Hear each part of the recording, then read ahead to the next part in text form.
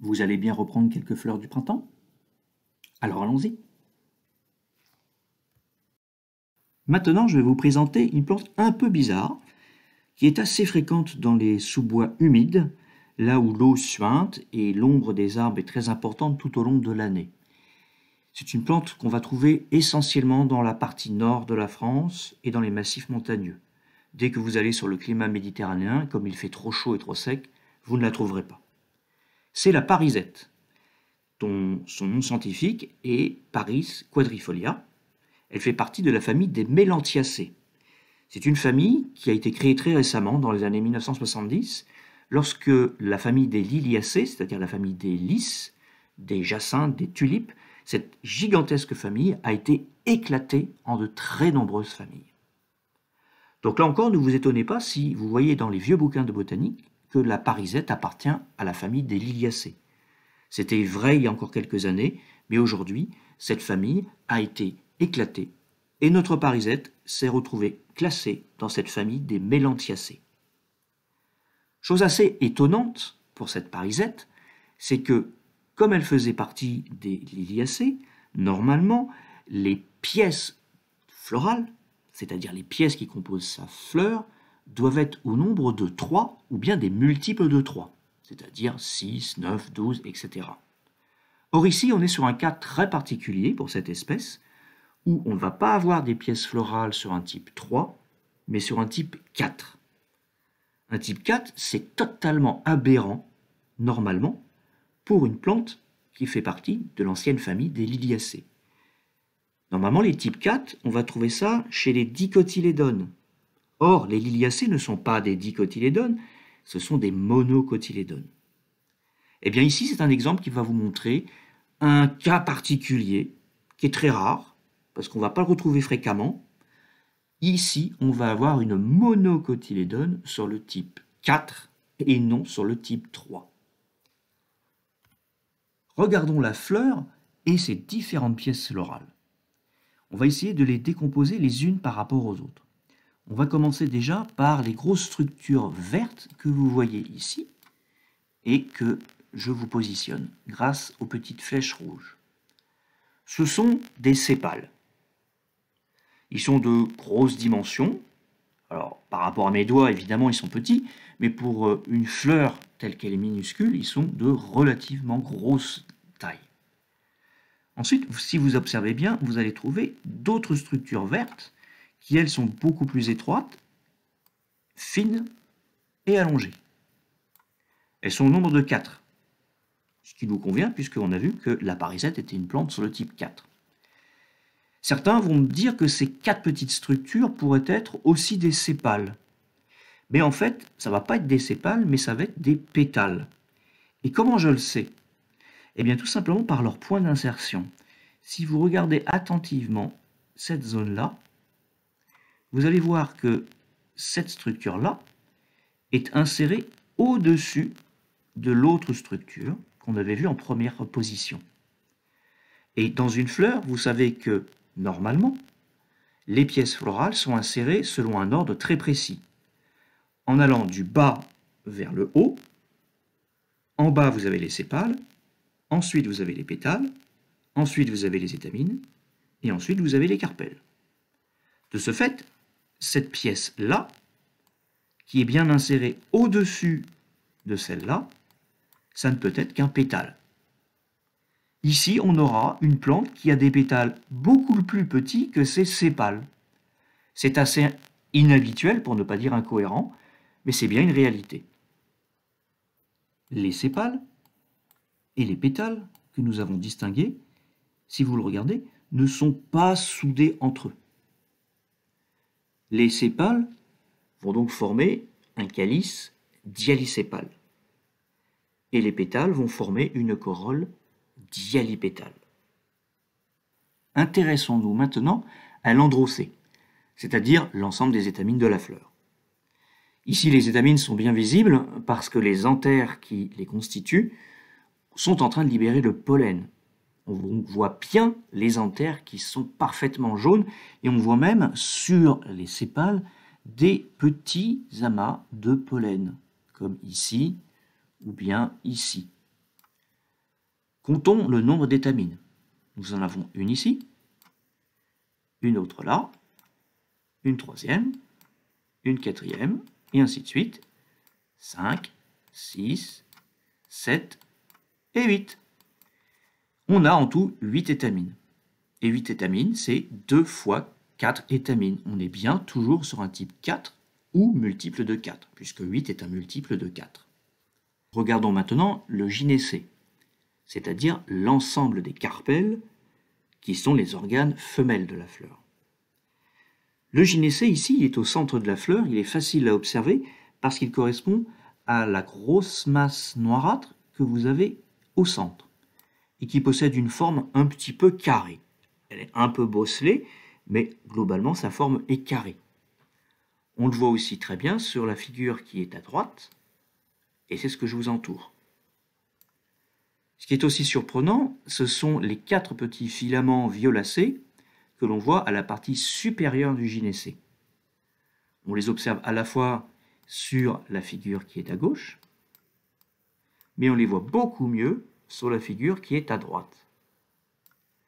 Or, là encore, si vous vous souvenez des enseignements lorsque j'ai fait le cours sur la fleur et l'appareil floral, vous savez que le nombre de styles et de stigmates trahit le nombre de carpelles, dans le cas où le gynécée est gamocarpique, c'est-à-dire à carpelles soudées. C'est ici le cas. En fait, la masse noirâtre que vous voyez au centre de la fleur, c'est bien le gynécée, mais qui est composé d'un nombre de carpelles soudées entre eux.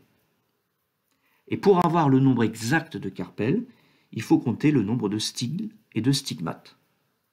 Ici, ce n'est pas très compliqué parce qu'en fait, les styles ne sont même pas soudés entre eux. On a bien 4 styles qui sont parfaitement libres. Chaque style porte un stigmate. C'est un stigmate qui est assez petit en taille et il est uniquement situé à la partie supérieure de chacun des 4 styles.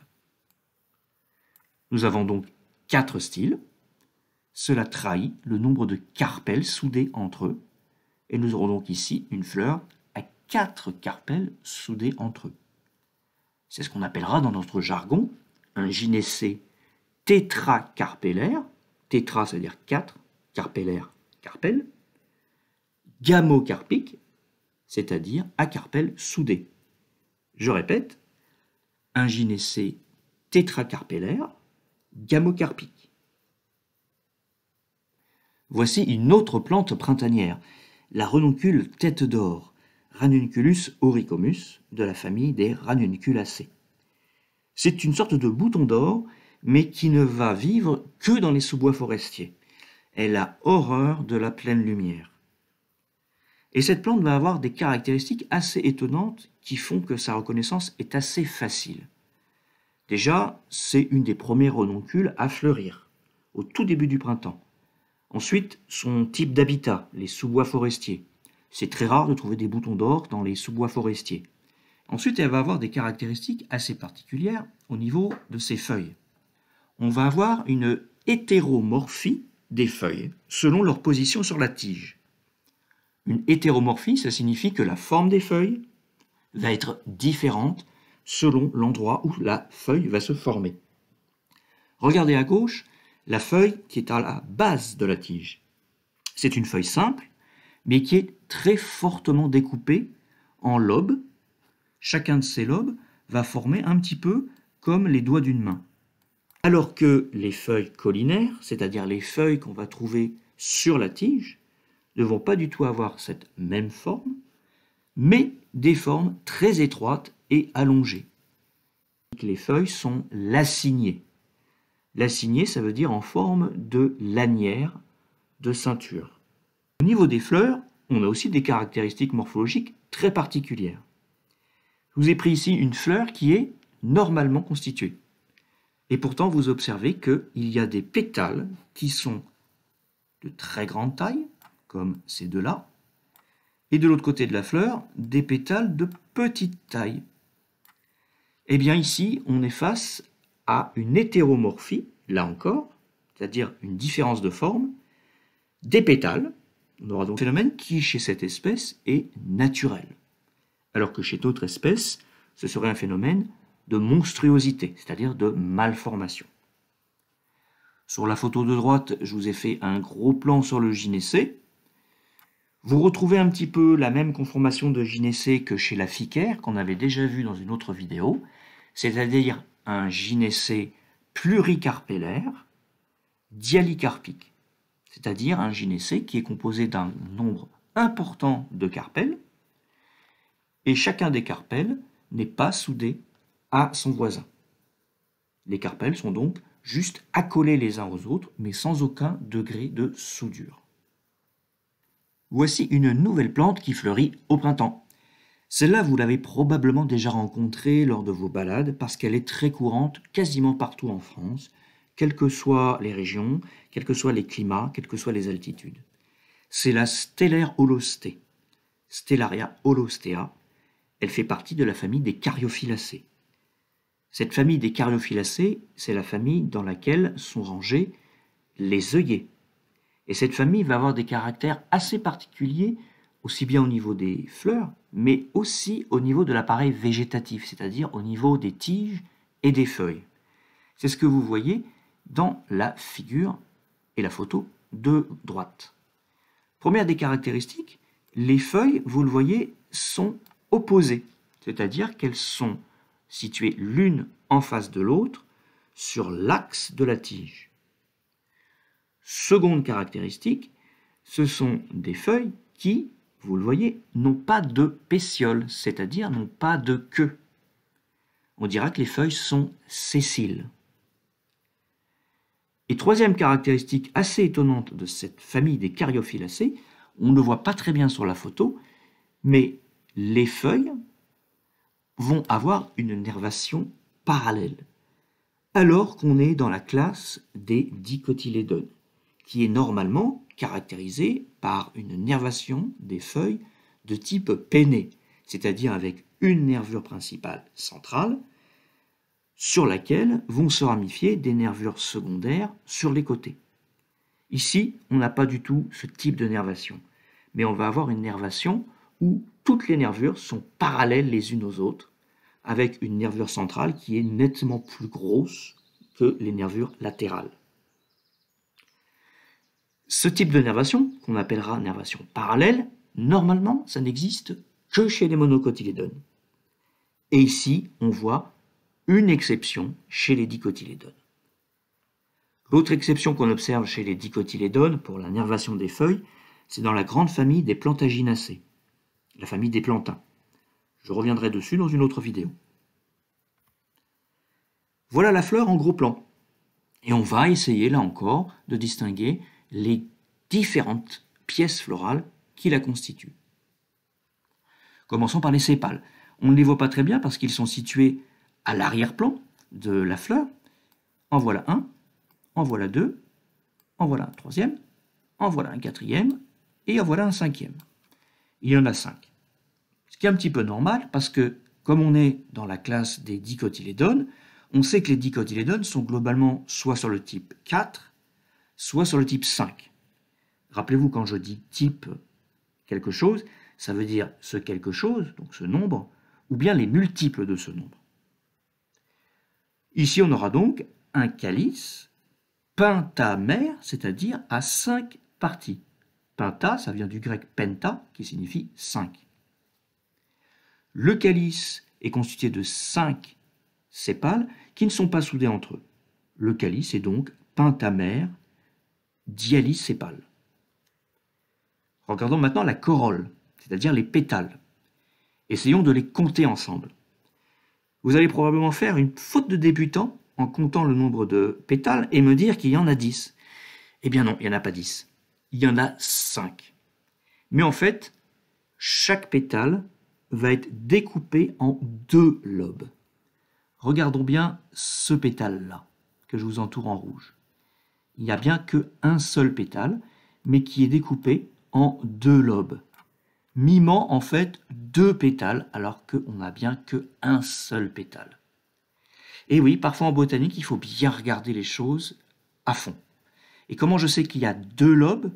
Eh bien, ces 2 lobes, regardez, se soudent entre eux à la partie basale du pétale, ce qui montre qu'il n'y a bien qu'un seul pétale à 2 lobes et non pas 2 pétales.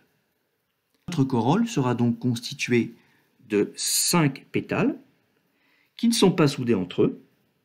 Nous aurons donc une corolle pentamère dialipétale. Regardons maintenant l'androcée.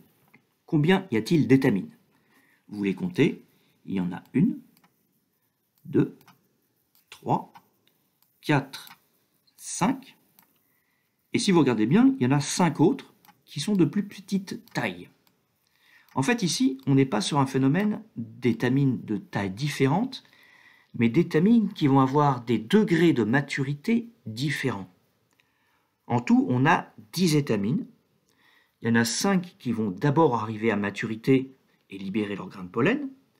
Et ensuite, les 5 autres vont arriver à maturité un petit peu plus tard, quelques heures à quelques jours plus tard. En tout, 10 étamines, en 2 cycles de 5 étamines chacun, avec une différence de maturité. Dans une formule florale, ce n'est pas évident d'inscrire cette caractéristique propre à cette plante. Vous pouvez donc écrire 10E, c'est pas faux. Vous pouvez aussi écrire 2 fois 5E, pour montrer qu'il y a 2 verticilles de 5 étamines qui sont identiques entre elles. Ou bien vous pouvez écrire 5 plus 5E, pour montrer qu'on a 2 verticilles de 5 étamines chacun, mais qui vont avoir des caractéristiques différentes en fonction du verticille que l'on considère. Le gynécée maintenant. Comment le trouver? Vous le savez, le gynécée est toujours ou quasiment toujours au centre de la fleur. Si on regarde, on observe une grosse masse au centre de la photo. Ça correspond au gynécée. Mais surtout, au-dessus du gynécée, vous voyez 3 petites structures en forme de filament. Je vous les entoure. Ces 3 petites structures, ce sont les styles. Il y a donc incohérence entre le gynécée qui paraît unique et ces 3 styles.